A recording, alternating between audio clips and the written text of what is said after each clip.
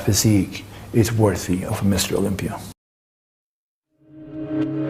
The only thing that I really want to do is prove that I'm someone in this world, and I think that that's what Kai Greene is basically his goal, and his inner drive is driving him towards proving that he's someone in this world. And I don't think that anyone's ever told him that he was someone.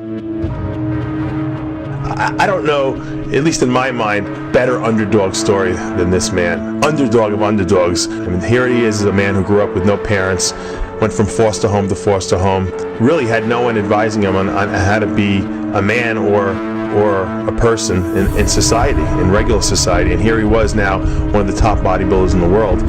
Where were you living prior to this? I was living in a room. I rented a room for 2 years, waiting for that moment at the New York Pro. I can't even imagine myself living in an apartment that had no air conditioning. I can't imagine myself getting around with no car. I can't imagine having to take the subway and the bus to the gym every day, adding probably 2 to 3 hours to my day.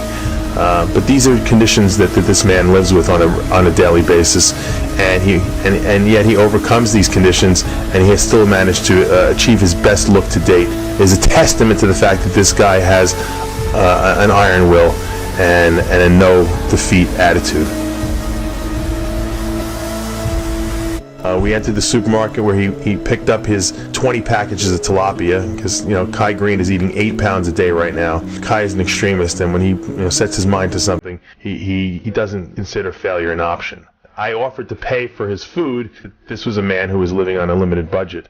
Every green bean was accounted for, and every dime he spent was budgeted because he didn't have the money.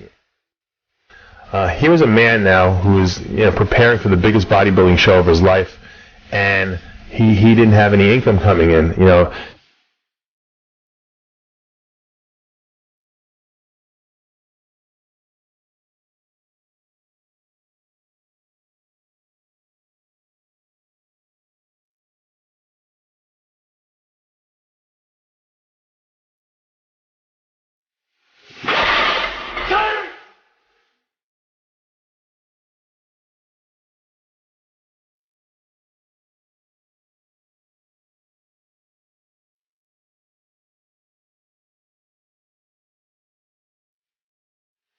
Kai every day takes the bus to the subway, and it doesn't bother him. He sometimes walks miles, 3, 4, 5 miles a day to get where he needs to go.